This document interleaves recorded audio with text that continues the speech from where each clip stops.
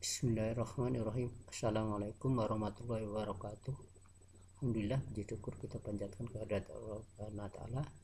Kita bisa bertemu lagi dalam pertemuan kita yang kelima, yaitu pada hari Rabu 26 Safar 1442 Hijriah, 14 Oktober 2020 Masehi.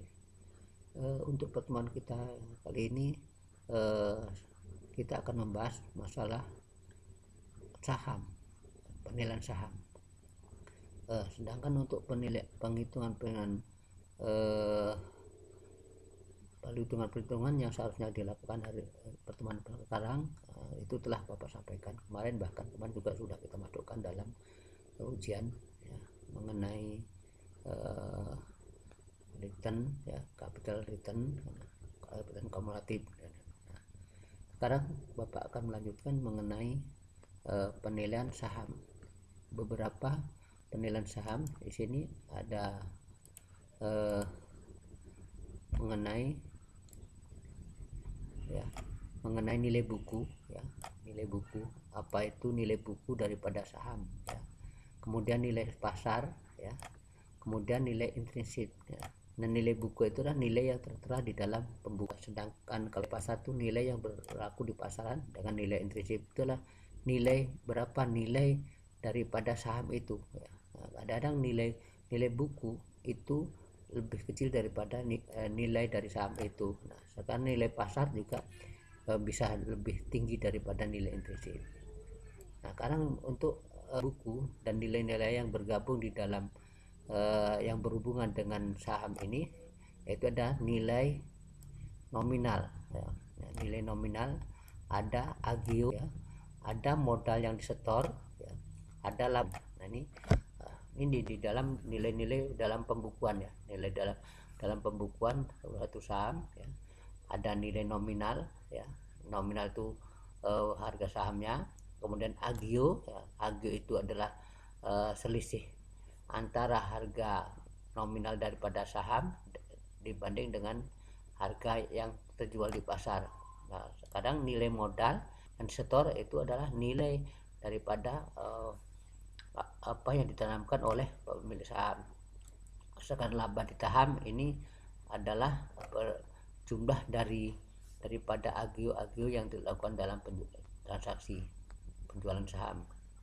Nah, sekarang di sini kita akan mengenal mengenai nilai buku tadi ya, yaitu nilai nominal par ya, adalah merupakan kewajiban yang ditetapkan untuk setiap lembar saham. Jadi ada misalkan harga jumlahnya 10.000 lembar saham, nah, harganya per lembar 8.000. Nah, itulah yang diwajib nominal daripada saham. Kemudian kepentingan ya, yaitu berkaitan dengan hukum ya. Kadangkala tidak memiliki nilai ya, ada sanksian tapi ditetapkan oleh Dewan Direksi. Nah, tadi kita sudah mengenal agio. Nah, agio atau additional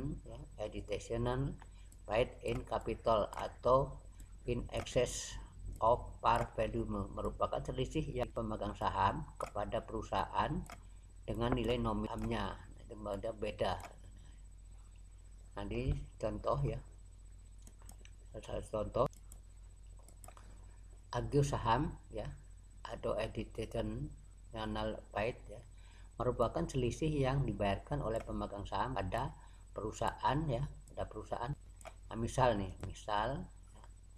nilai nilai nominal saham biasa. Nah, saham ada preference. Nah, nilai lembar saham adalah sebesar misalkan 5.000. Harga saham tadi nilai apa yang tertera dalam saham itu ya. Kemudian saham dijual di pasar dengan harga 8.000, maka agio per lembar sahamnya adalah 3.000. Jadi agio itu adalah selisih antara nominal harga saham dengan harga yang dijual pasaran. Agio saham ditetapkan, saham ditampilkan di neraca dalam nilai totalnya, yaitu agio per lembar dikalikan dengan jumlah lembar yang dijual ya. Jadi jual. Nah, ini contoh ya, contoh contoh untuk perhitungan agio, suatu perusahaan mengotorisasi, artinya mengesahkannya untuk menerbitkan saham biasa sebesar 1 juta lembar, ya, 1 juta lembar saham dengan nilai 5.000 rupiah.